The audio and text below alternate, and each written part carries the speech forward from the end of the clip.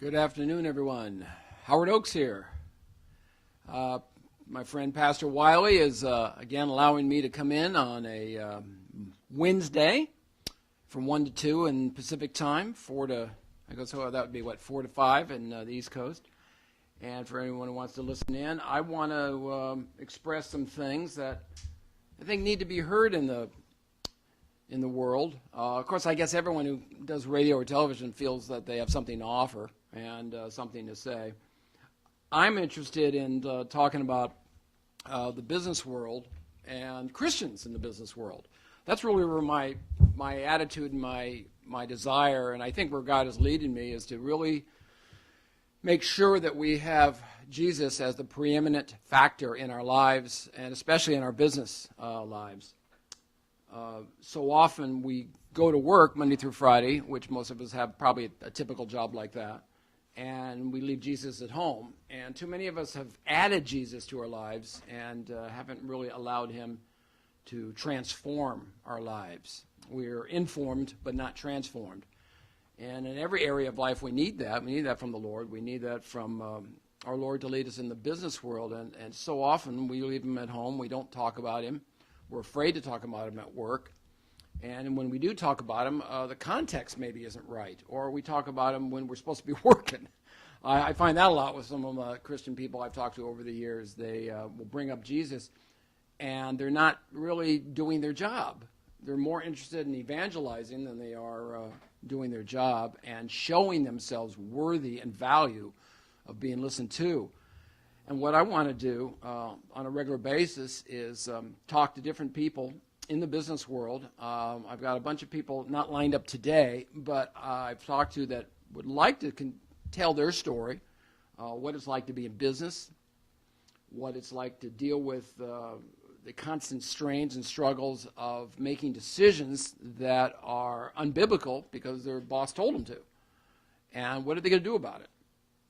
And it's a real common problem to have, and so we want, guys like me and some others that I've talked to really want to have Jesus as the preeminent factor in all that we do, but especially in the business world, because I don't know this for sure, but people I've heard of, great people like Billy Graham and some other people that I respect, have said that the new revival, the great awakening that was big in the 1800s and the 1700s, will be coming from the workplace, not from necessarily a pastor or a sermon. And that to me is very exciting, because we spend most of our time at work. We don't spend most of our time at church.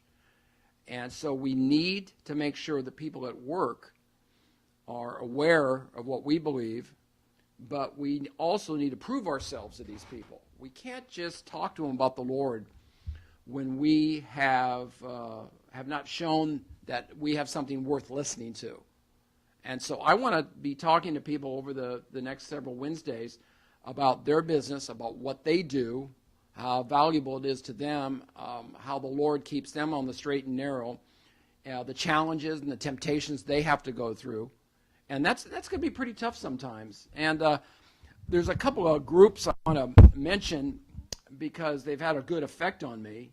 And we'll be talking to them at a later time. But I have a group I went through at a church right over here in Los Alamitos, which isn't far from where we are here in Buena Park, California. Big church called Cottonwood. And Cottonwood is, they went through a time a few years ago when they tried to build their new church. The city was giving them a hard time, and they had to make some tough decisions about if they were going to build it at their location or not.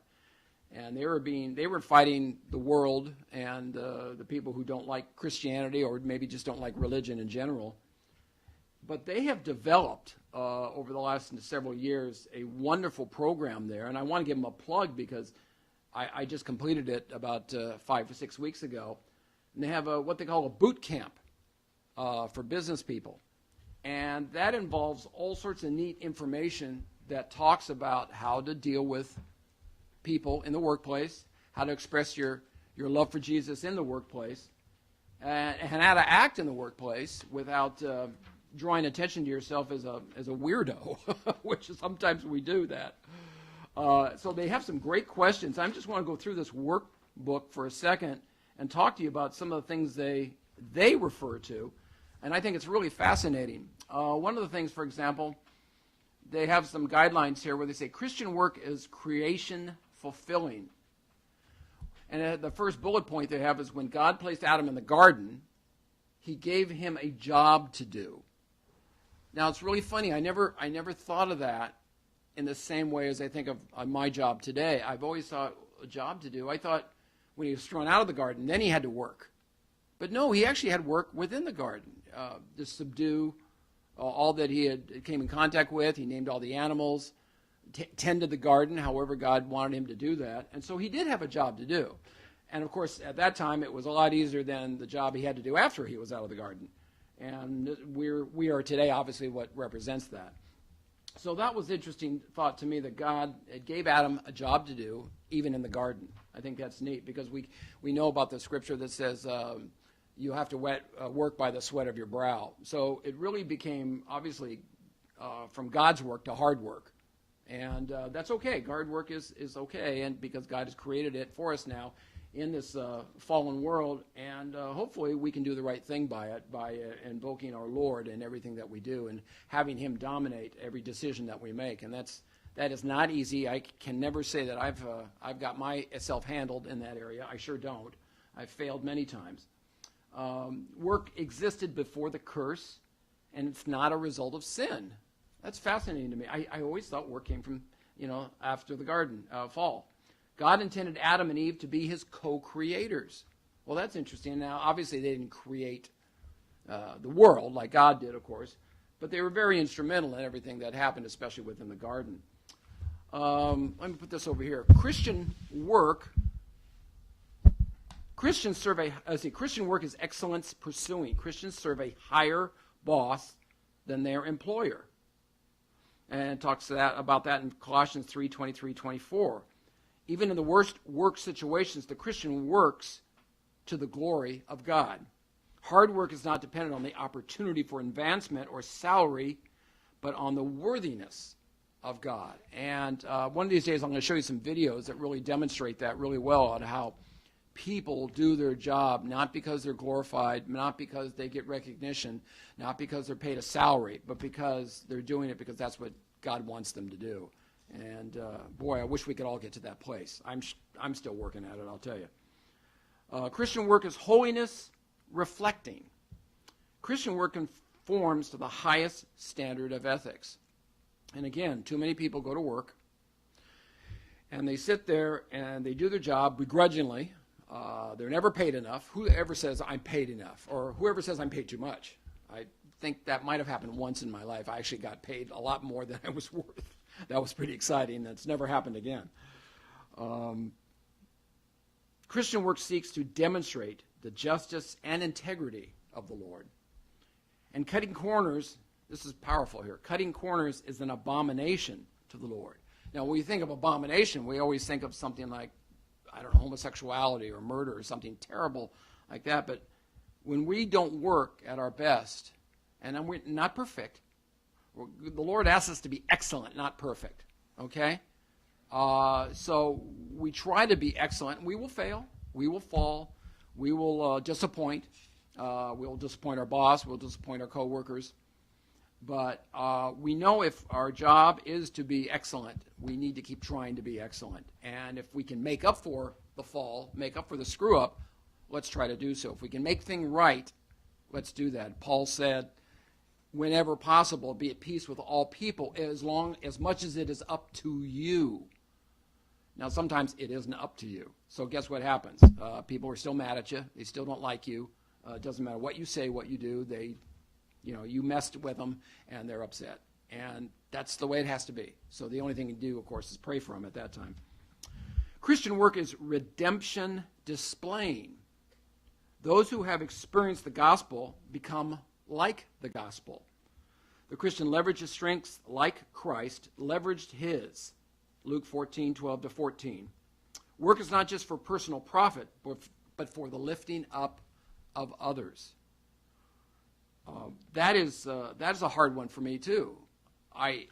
to really, even secularists, though, will tell you if you really want to do well in life, you give people what they want, and they'll give you what you need. So if you're providing a good product or a good service that they want and or need, you're going to be rewarded for it to some capacity. And so that is our goal, is to constantly provide good service to people and let them know that they have value, and you're not just offering them this product or service because you want to make a sale, but you're actually offering it to them because it is of value to them. They will enjoy it. It'll have lasting value. It'll take care of their problem, at least their initial problem. And if you can do that and have that attitude, that's wonderful. And again, that's something I admit I struggle with. Christian work is mission advancing. Work done by disciples has a view toward the Great Commission. And again, if we're evangelists, that's different than going to work. We're out there speaking God's word, like Billy Graham and other great evangelists who go out there and talk to loads of people at one fell swoop. Whereas most of us will not do that. We will talk to individuals, and we will spend time with them. And how many of our coworkers do we even know? How many do we really know?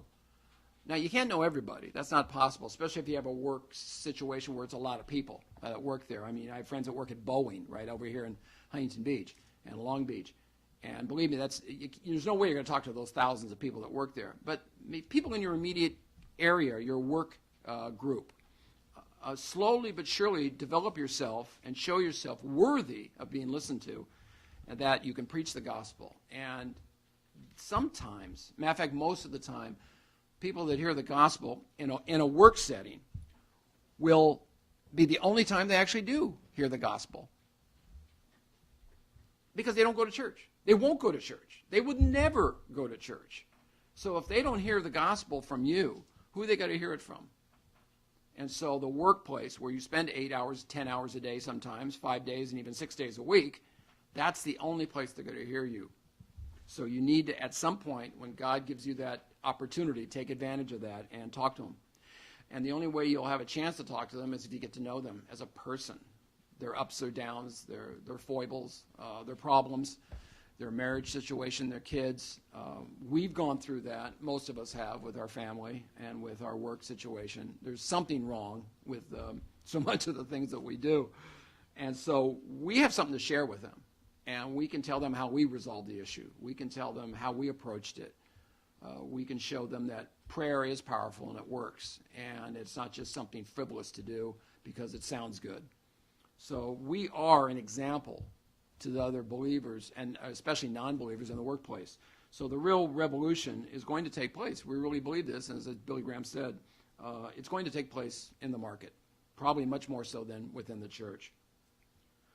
People were growing less inclined, here I just said it, people were growing less inclined to visit a church. The gospel must be shared in the marketplace. Evangelism is doing normal life with gospel intentionality. That's a mouthful. It is really just going through the paces of our normal life, but knowing that in the back of it, that we're there to glorify God. That's the primary focus, is to glorify God and enjoy Him forever. I think that's the Westminster Confession, one of the first things that's put on there. So we need to do that, and we need to make it real clear to people that we do what we do because God has ordained us to do this. God has given us talent. He has given us the training to go out and do a good job. And it's often it seems easier for teachers or gospel teachers, evangelists, pastors, people that are working within the church, whether it's working as a full-time job or a part-time job or even as a volunteer, because they have a closed environment. They're talking to people who are obviously already have some disposition to be open to the gospel. But as we know, just because you go to church doesn't mean you're a believer. There's lots of people in our church. And my church is Refuge of Huntington Beach. It's part of the Calvary Chapel group. Wonderful church, wonderful pastors, wonderful leadership. But they know. They know, too. There's people in our church that are they're there because they go. They go as a matter of routine. I did that for many years myself. I remember going to church, and I would come late, and I would leave early. because I just didn't want to be there. I was a believer. I accepted Jesus Christ back in 1972 was when I think I first really accepted him at a church out in the San Fernando Valley called, what was it called? Valley Baptist Church? First Baptist Church of the Valley? I don't know, First Baptist Church of Van Nuys. Dr. William Fickett was the man's name. And he was a really good evangelist and preacher. But I remember that was it. I accepted him, but so what? Life went on. I still was a big screw-up. I always was. And I just had the label Jesus thrown on me. That didn't really mean a whole lot. And that was during the Jesus Revolution, supposedly in the late 60s, early 70s. The Jesus generation, as Billy Graham called it. And there was a lot of people. There was almost a revival then, really, for a while. A lot of people were coming to the Lord. It was the time of the hippie movement that had been going on for a few years. And a lot of those people wanted to get away from the world and get away from the pushing lifestyle to gain. They wanted to live a simpler lifestyle. Some people got very laid back. They wanted to live off the land. A lot of them started that process and just have a very simple life and didn't want to go out and struggle and strive. And some of that was good. And that was probably what made Calvary Chapel of Costa Mesa the church it is today, because the pastor there, Chuck Smith, who Pastor Wiley knows, was a man who really went after those people because he said they were turning away from the worldly things. And we ought to take part and see if these people really want to see what the real world is supposed to be like in Jesus' name. And at first, I love this story, and I'll probably maybe tell this every time I come on, but I love the story about Pastor Chuck and his wife, who saw these people, that lippy, long hairs, and even Pastor Wiley admitted he was one of them. They would say, when Chuck Smith saw them, he would say, "These guys need a bath." Well, I was part of that generation. I was like a little bit younger than a lot of the people. By the way, I'm going to be 60 tomorrow. So you need to send me a happy birthday email, and I'll let you know about that. But a lot of the people, they went through that phase, and he thought they needed a bath, and his wife just chimed right in and nailed him and said, "No, honey, they need Jesus." And a lot of them turned to Jesus. And a lot of the pastors today came out of that movement, especially in the Calvary Chapel churches. There's tons of pastors. My pastor, Bill, was a lot like that when he accepted the Lord at 18 years of age in 1970. And a lot of pastors around the country came out of that era. And it changed the church. Some people don't think it changed for better, but I think it did. But it was an amazing time. And with all the down parts of it, there was a lot of good, too, that came out of it. Let me get back to the work point here. And that is, let me ask you a couple questions. I think you need to keep these in mind. Have you ever elevated the importance of work done inside the church over the work done outside of it? Now, that was a great question to me. That just hit me right between the eyes, because too often, and I think most of us think this way, too often we believe that if you really want to do God's work, you got to be an evangelist. You got to be a teacher in the church. You got to be a pastor. Whether it's for high school kids or junior high school kids or for the main body. That's really doing God's work. No, it isn't. That's an important job. That's a vital job. That's a necessary job. And thank God we have good people like Pastor Wiley and my pastor, Pastor Bill, doing that kind of work, because that's what they're called to do. But that's one small part of being a Christian. And so I really want you to think about it. Have you ever elevated the importance of work done inside the church over outside the church? And I think most of us have. And we need to make it real clear that people outside the church probably will do greater things than people inside the church, because they have the market and the co-workers and their bosses and maybe outside vendors to deal with on a regular basis. And to me, they will have much greater effect. Because so often the people in the church are, as the old saying goes, preaching to the choir. They're preaching to people who very often are already saved. Not all, but a lot of them. And they go there because they're just getting reinforced. They're getting encouraged. Very often when they go to church, they're getting information. And so often we in the church and outside the church need to give people transformation. Big difference. And so we appreciate those people who are in the workplace, who run their work because Jesus told them to.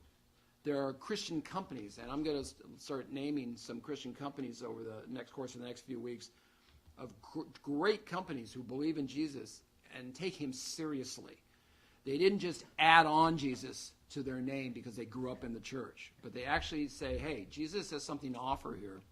Jesus can tell us how to conduct our business. Jesus can be preeminent in all that we do. And we need to run our business as if Jesus was right there talking to us and managing it himself. And believe me, Jesus is a pretty good executive. Speaking of executives, I have to find this if I can in my briefcase here. There's a man I'm going to have in here soon, or at least talk to him on the phone. I'll hopefully have him in the studio here. And this is a man who I want you to get to know as well. His name is Leroy Heine.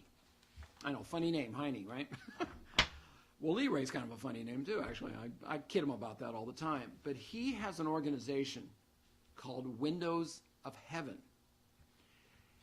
And he calls his group Jesus Christ CEOs. And CEO does not stand for Chief Executive Officer. It stands for Christ Executive Officer. But this is the man who says here, and I've said it once already, he's restoring the preeminence of Jesus Christ in business. And he calls it the ultimate unfair competitive advantage. And he has a whole chart here, and he talks about what's important. And he quotes Colossians 1:15 through 18, where he says, he is the image of the invisible God, the firstborn over all creation. For by him all things were created that are in heaven, and all that are on earth, visible and invisible, whether thrones or dominions, or principalities or powers. All things were created through him and for him, and he is before all things. And in him all things consist. And he is the head of the body, the church, who is the beginning, the firstborn from the dead, that in all things he may have the preeminence. And again, that's Colossians 1:15 through 18. Well, all things does mean just that. We have to make it clear that work is a vital part of God's kingdom. And it's important that we understand that we have a responsibility as Christian men and women in the marketplace to take the battle to other people within our business. But again, to do it wisely, do all things wisely and with good judgment. So when those opportunities arise, you're prepared to help these people and to be part of their lives. And so the only way you can be part of their lives is getting to know them. So please, that's a vital part, is to get to know your coworkers. Some of them probably you don't want to know. I understand that. It's probably one of the reasons I work for myself. It was tough. I didn't particularly like working with a large group of people. And yet I'm personally love to talk to large groups of people. I have done some acting in my life, and I presented myself to large groups of people. I think I've had one performance where I was in front of 4,000 people. Wow, that was really neat. That was a lot of fun too. But most of the time it's a small group, and I thoroughly enjoy it. But I want you to know that you're going to have to handle this on a daily basis and a weekly basis to deal with the people within the body that are in the business world. And we want you to be a good representative for that. Here's a question. Have you ever, after hearing this message, and they'd showed a video, do you think differently now about the purpose and value of your work? We had a video that talked about why it's important to work, why it's important to have Jesus involved in every aspect of your life, especially work. And so we want you to keep in mind that the value of work is ultimate. Why is it important to see our work as worship and live out our faith at our jobs? Well, think about that. Obviously, if we show that we're a good worker, we are recognized. We will be recognized. Now, we know we've heard stories about some bosses that, He never gives me a pat on the back. He never says anything nice about me. And I know I'm doing a good job, but how do I know? He's not telling me. Well, the boss should do that, but a lot of bosses don't. But they'll jump on you if you screw up. They'll be all over you. And I've had both sides. I've had people pat me on the back. I've had other people say nothing. And I've had people, they just nail me. As soon as I mess up, boy, they're all over me. Like, gee, I did 9 things right and I did 1 thing wrong, and now why are you jumping down my throat? So that's frustrating. I know. We've got to get a thicker skin as Christians. We really do. We've got to be able to take the criticism, but we also have to be able to not get the pat on the back. That's hard. So we have to be convinced in our own minds that we are doing a good job. And our coworkers hopefully will help us with that if they're not jealous of the way we work. It's almost a sign of, I don't know what the word would be. It's a good sign if some of them are jealous, because they can see you're so good at what you do that they don't like it. You're working too hard. You're making us look bad. I've heard that, especially in unions. I've heard a lot of unions guys who will try to do a really good job, and the guys who have been there for years are a little more laid back, and they don't want to do a particularly efficient job. And so they pull this guy back. And they say, whoa, you're doing too much too soon. You can't do that much. Well, the rest of us look bad. The rest of us look like we're not doing our jobs. And it might be true. Maybe they're not doing their jobs. And so it's very easy to get settled and relaxed in your work and in your business where you're just mediocre. Because, as I said before, you're not paid enough. So you just do what you think is good enough to get by. That's why slave labor and that type of thing doesn't work very well, because what happens to them is that people just do their minimum. They can not to get beat up or abused. And so what happens is they just go through people all the time. And if you're in a country which is communist or dictatorial, where they have had slave labor over the years, or in parts of Africa, then that's what they do, but they don't care about the people. And that's a situation which is a whole nother topic of discussion. What are some ideas for bringing our faith to the workplace so that we can do what you do well for the glory of God, then do it somewhere strategic for the mission of God? See, we can take a lot of what we do in the workplace, and we can apply that, obviously, to our mission in life or our avocation. That when we do well at work, when we are getting rewarded monetarily, then we need to do that work well when we're in church, and not just put on our Jesus happy face and pretend that things are just wonderful all the time. You don't want to be around people who are like that. I don't. I want to be around real people. Now, the other side of that is I don't want to be around people that are dread to be around, because they're just down all the time. They're always negative. I was like that for a long time. And when people ask me how I am, I used to say, or I'd say, life is tough. Life is hard. Things aren't going well. I don't have enough money. Well, occasionally, you need to hear that, and people need to be real.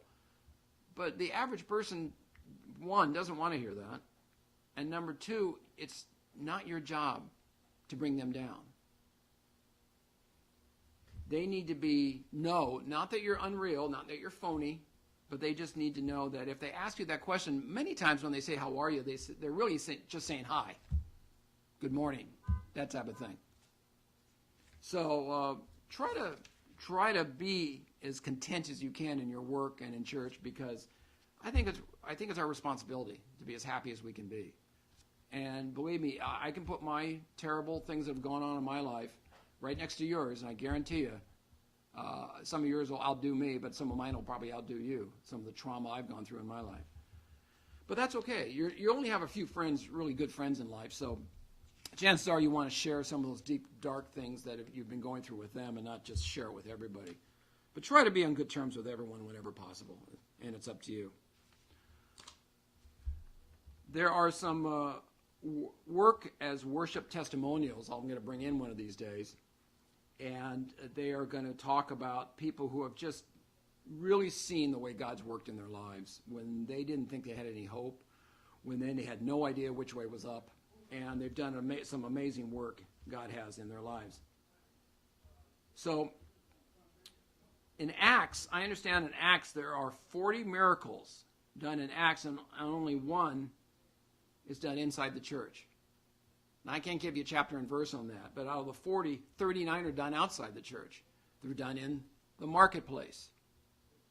So I think that's a good testimony of where a lot of our time needs to be spent and where we need to make the Lord a very important part of our lives. Do you remember the movie, let's see, it came out in 83, I think it was, Chariots of Fire. Wonderful movie. It was about two people in the 1920, what was it, 1620, 24? 1924 Olympics, I think it was.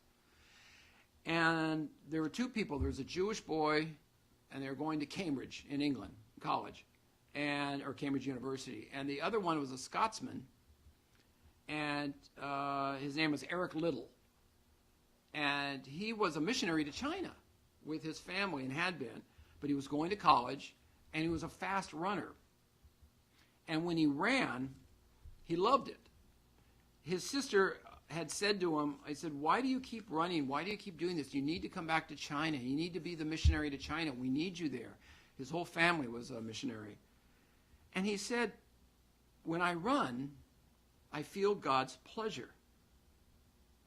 And I thought that was fascinating because he was stating in his work situation, which was his school, that he was doing excellence for God just by the way he ran. So God was well pleased with him, and I think that's fascinating. And so I'm wondering if you ever felt God's pleasure out there. Have you ever done something where you just knew God was 100% behind it? Yeah, it wasn't even close. You just knew, you just got in the zone, as we like to say. And that's neat. And I've had a few small moments like that. I just knew I was at the right place at the right time because God coordinated the whole thing. And that was neat. That was fabulous. One of the things we want to do in work is we want to become like a security guard or a broker in our work. And what that means is that we want to be able to be a person who not only protects our faith and God's word, but we also want to be a broker of information. This is one of the things I like to do, and this is one of the things I'm going to do on this show is I'm going to bring people here to introduce you to them. Not so much that they necessarily you'll use them, but you can use people like them where you happen to live or you happen to be located.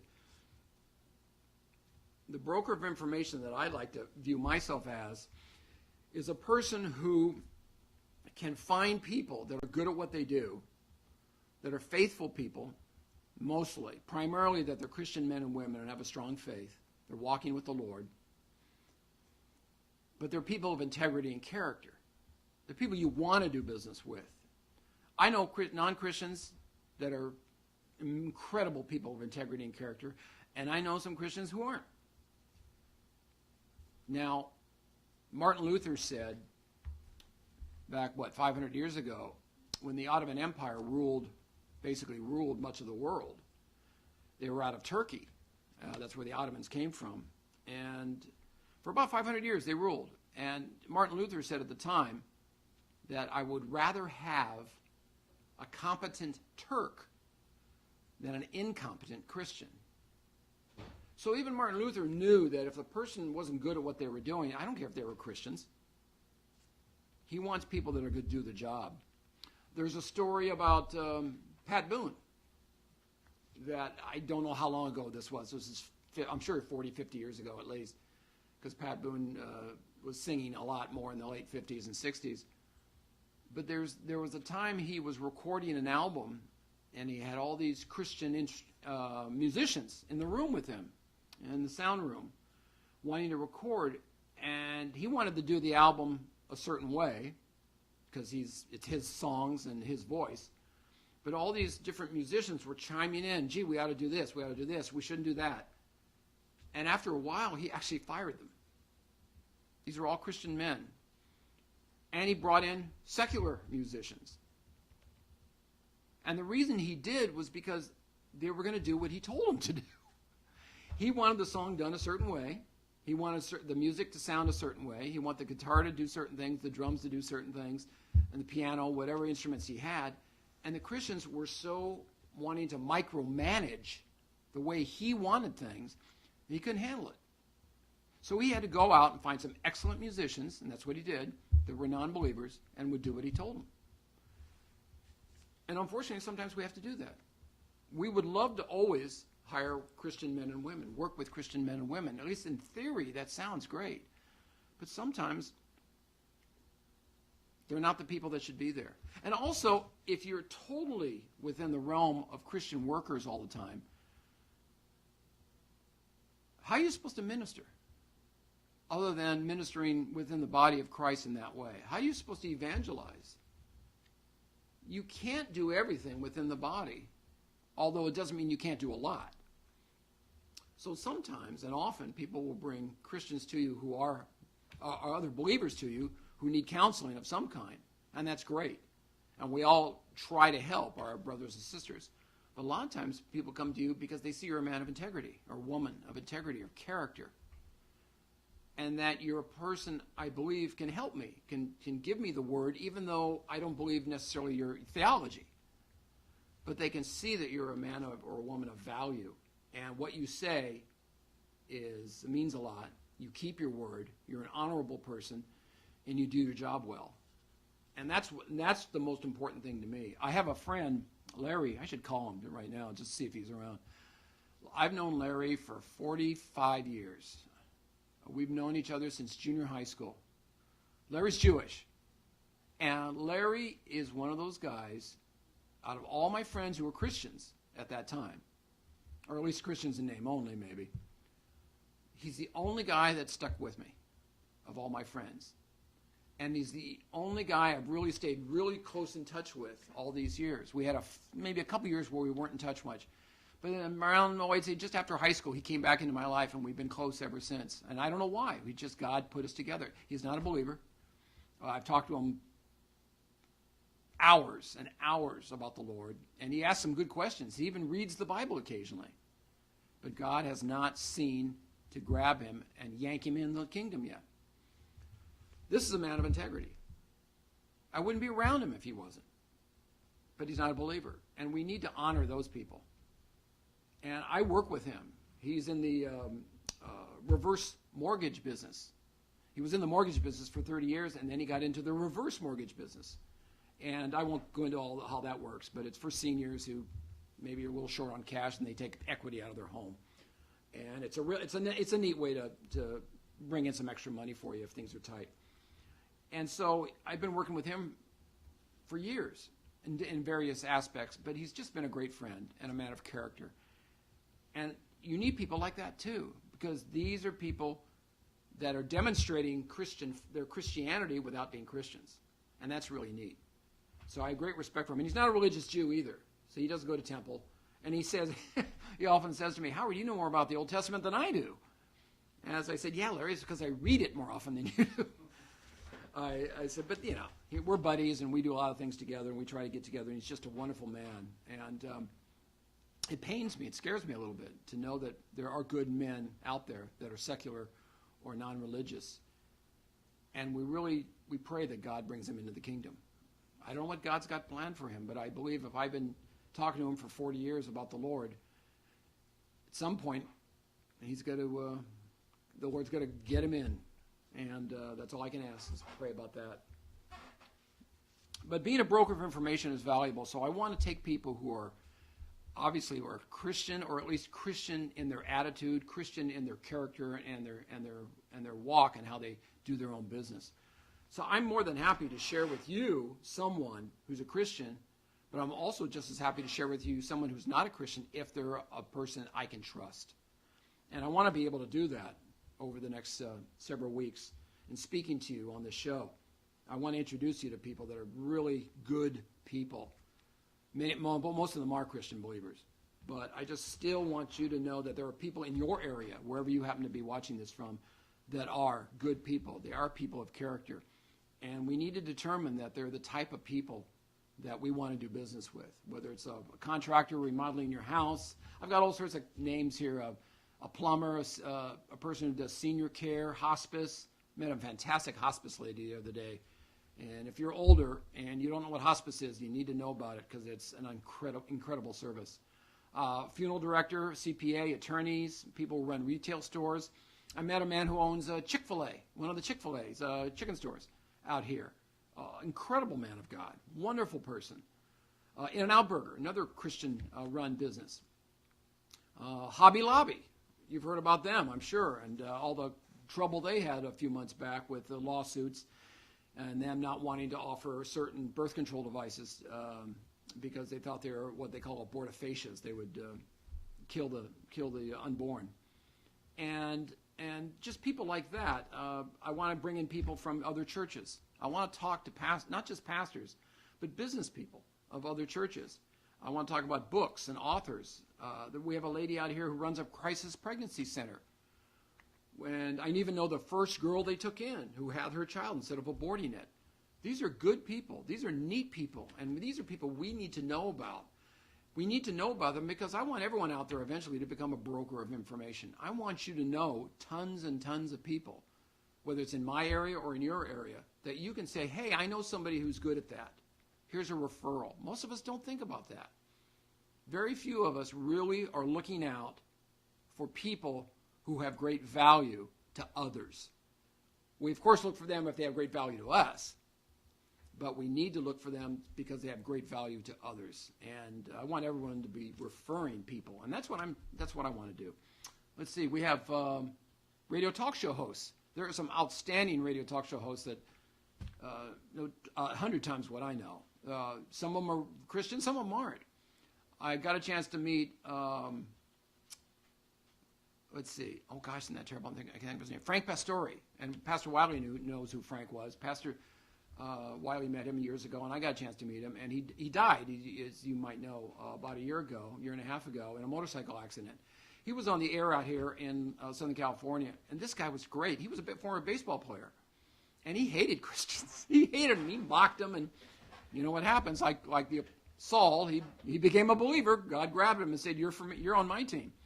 So you just never know who the good guys are out there. But he had a radio show out here, and guys like Warren Duffy, another one that Pastor Wiley knows, another great man of God who was I think he was a roadie and a manager. I don't know if he was a manager, but he was a roadie, which is the guy who takes a lot of the equipment, and for the Beach Boys back in the 60s, believe it or not, in the early 70s. So there are people who are out there that are great people of God and have come around to know the Lord because even though they worked in the secular environment for years and years and years. I want to talk to actors, producers, directors. As you know, if you've seen me before on Pastor Wiley's show, I was promoting a movie. The movie was called A Matter of Faith. And it's out. I don't think it's in the theaters right now. We had it out for a few weeks, and we had some good reports about it. And then, like so many movies, you know, they die after a few weekends. And so I think it's out right now, or it's been withdrawn. But I think we're planning to put it out again in the first of the year after all the big movies come out. Because as you probably know, if you've watched movies for years, all the big movies come out in November and December. Because it seems like that's always the ones that want to come out for Academy Award consideration in March and April. So we're going to probably come out with a movie again in certain theaters because we're only in 60 or 70 theaters around the country, and we want to come in with a lot more. So I'm going to have not Pastor, I want to call him Pastor because he feels like one sometimes, but I want to have him come in, the producer and director of A Matter of Faith, come in, and we'll talk to him about movies and the movie business. And, I know Pastor Wiley goes out to the Hollywood once a month and prays for the people in Hollywood and the studios and the actors. I want to have resources for you. I want you to know missionaries, people who are doing directly God's work, but many of them were business people who somehow went from being a businessman and went into the ministry. That's what my friend here, Frank Pastore, did, Windows of Heaven. He was a man who ran his own business for 18 years. Multi-million-dollar business. I think he said he got it up to about $18 million at one time. And then God called him and said, no, I don't want you to do that anymore. I want you to go into ministry. So he takes people that weren't raised in ministry, and he takes them from the business world, because the business people have a lot to offer within the ministry, because they've been there. They've been outside. They've seen what it's like to deal in and day out with buyers and sellers, and meeting a payroll every week to make sure there's money, there's cash flow. So these are the kind of guys I want you to know, because there are other people like that out there in this world that have done that. I think it was, what was Pastor Wiley telling me last week? He said that, who was the man? Franzese? Yeah, the Italian mobster. It's like a hitman, one of the top hitmen in the mob for years. I don't know what family, what he was part of, the Bonamo family or whatever, out of New York, I think. But he was a bad guy. I mean, being a bad guy is not even the right words. He was evil. And he's come around. The Lord grabbed him. Believe me, you don't want to know these guys before. But afterwards, they're amazing.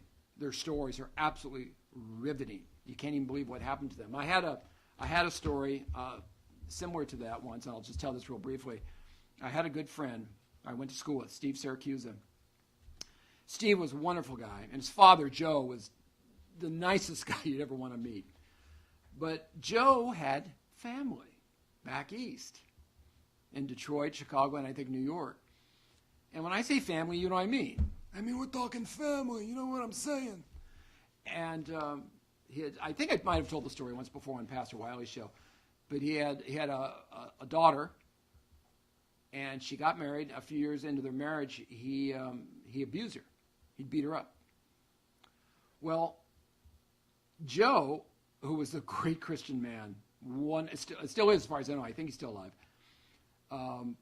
he, for the first time in his life, actually thought of calling his family to have this guy taken out, or at least hurt, break his legs, whatever the case may be, because he had abused his daughter. But he said he knew as soon as he did that, he'd be in the family. And now he would owe them. He couldn't do that. But that's amazing to resist that kind of temptation when you know, like that, you can resolve a situation unethically, unholy, illegally, but that's a lot of power to say no to.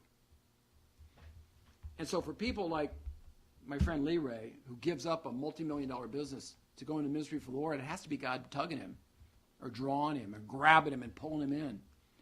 Because now for 14 years he's run a nonprofit ministry. His income has gone from hundreds of thousands of dollars a year to very little. He had to get rid of his house because he had a nice lifestyle. He had new cars all the time. Now he's living a very simple life, but he is doing God's work. He is putting the preeminence back of Jesus in business world. And he is called to be a witness to these CEOs, Christ executive officers, and make them, again, not just have Jesus as part of their life, but have Jesus as preeminent in their lives. So I'm excited to have him come and talk to you about his adventures and all the things he's gone through over the years.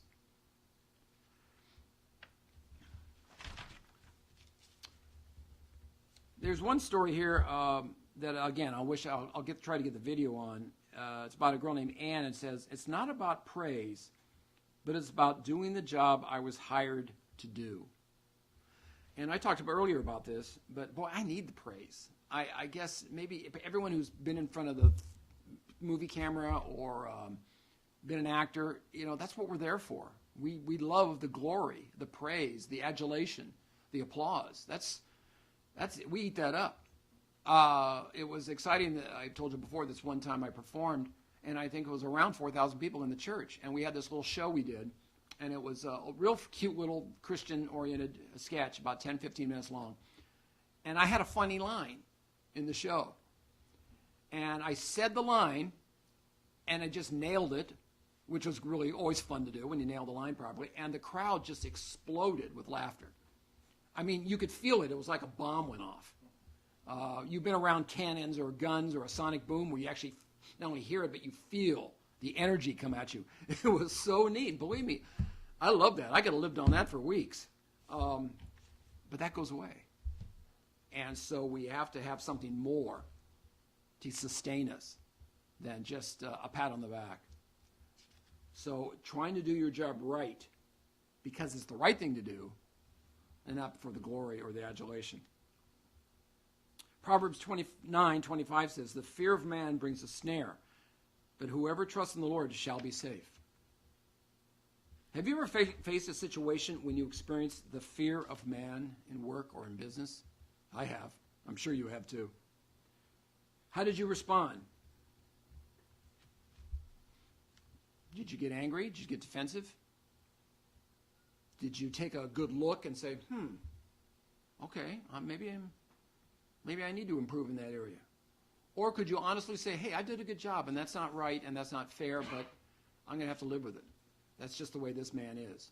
He micromanages everything, picks on everything I do. Okay. So you have a choice. Reflect God's glory, stay in the job, or quit. Go somewhere else. Most of us don't like quitting because we don't want to have to go after another job.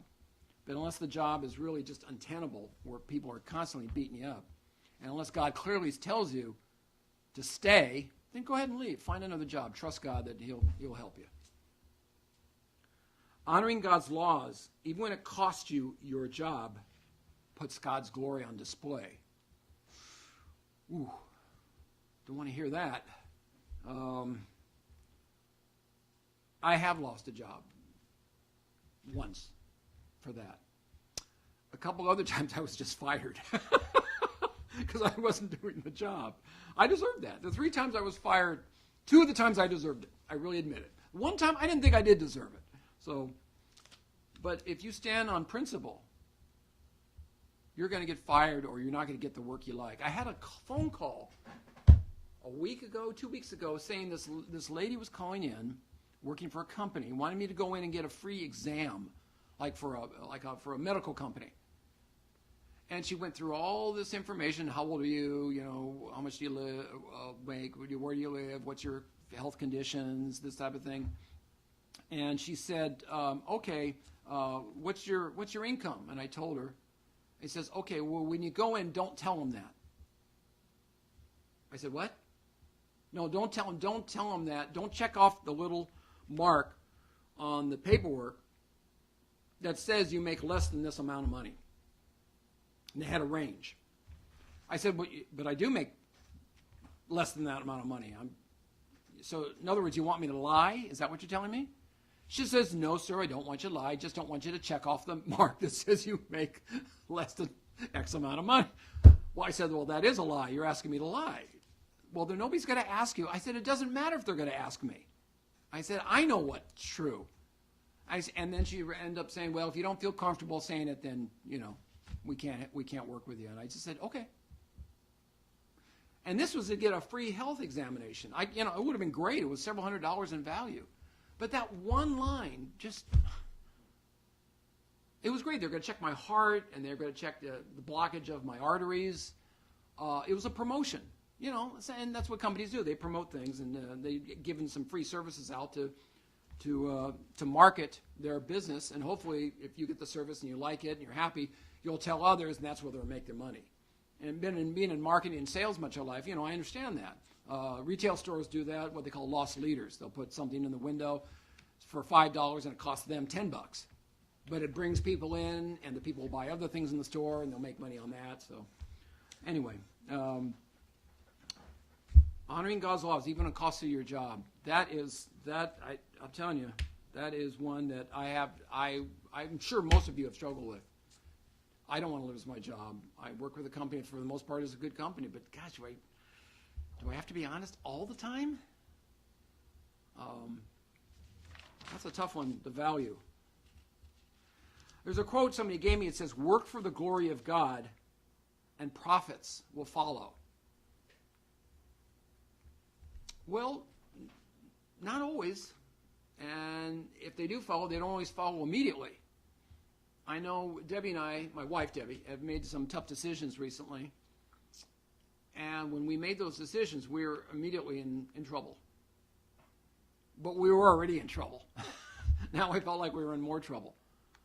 But I also found a couple months later that good things were starting to happen because we made this decision not to do something, not to be involved in something.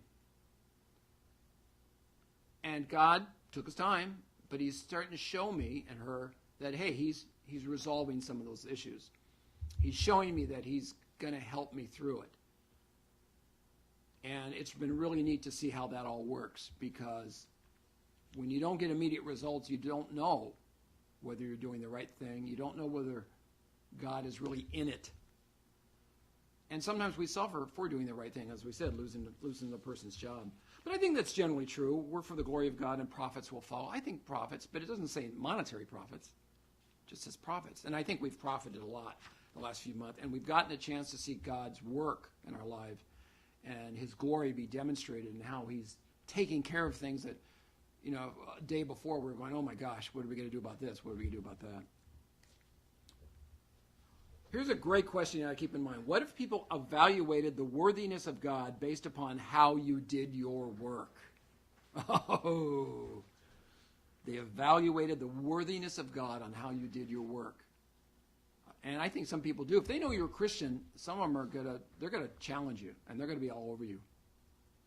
And they're gonna be very careful to see that you don't make a mistake. And they often look to see if you sin in any slight way. You tell a joke that maybe is a little dirty, something like that. They're gonna be all over you. So, if people evaluate your worthiness, the worthiness of God based upon how you do your work, we've got pressure on us. We do, to do our work well and to be an example of Jesus. There's only a couple more minutes here, but let me read Colossians 3:23-24, which says, to work heartily as to the Lord and not men, and that our work is service to the Lord Christ. So I hope you remember that. Keep thinking that Jesus is right there sitting in the boardroom or in the kitchen table, listening to what you have to say and how you're doing your job. And we want you to be on top of that at all times.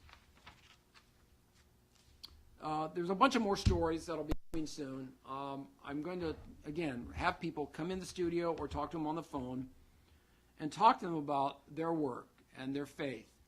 And I want you to take notes from these people. They'll tell you what the things they did right, and they'll tell you the things they did wrong. And they'll glorify God, and they'll get upset. They're like me. They've done everything. They've done the whole gamut. If you've lived as long as I have, and again, I'm 60 now, and I want to remind you that. I'm going to turn 60 tomorrow. So I'll tell you how to get a hold of me.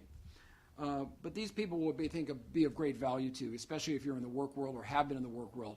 And I'll probably open the phones up to you, too. I would like to hear you. Even if you're retired, I'd love to know how you tried to just put God's glory on display at your work and how you failed or how you succeeded at that. But I want to just let you know about my birthday. I'm not shy, am I? My birthday is tomorrow. I'm 60 years old. My wife is thrilled because she's older than I am. She's glad I'm going to be in her decade. And so if you want to get a hold of me, you can get a hold of me. There's a phone number that's up there on the screen, I think, for you. And there's also an email, which is also on the screen. You can see it now. Here it comes. howardc4c@gmail.com. At least send me an email. Let me know you love me. All right? Well, at least one or two of you know you love me. And wish me a happy birthday. And I want to thank you for the time today. I'm thrilled to be here. I'm thrilled to be part of this group. I'm thrilled to have Pastor Wiley and my buddy Jaime here, who's behind the screen and running everything. And I appreciate his effort and his works. And I'll look forward to seeing you next Wednesday, the day before Thanksgiving. I'll be here. So we're going to ask people what you're thankful for. Okay? So let's do that. I'll see you next time.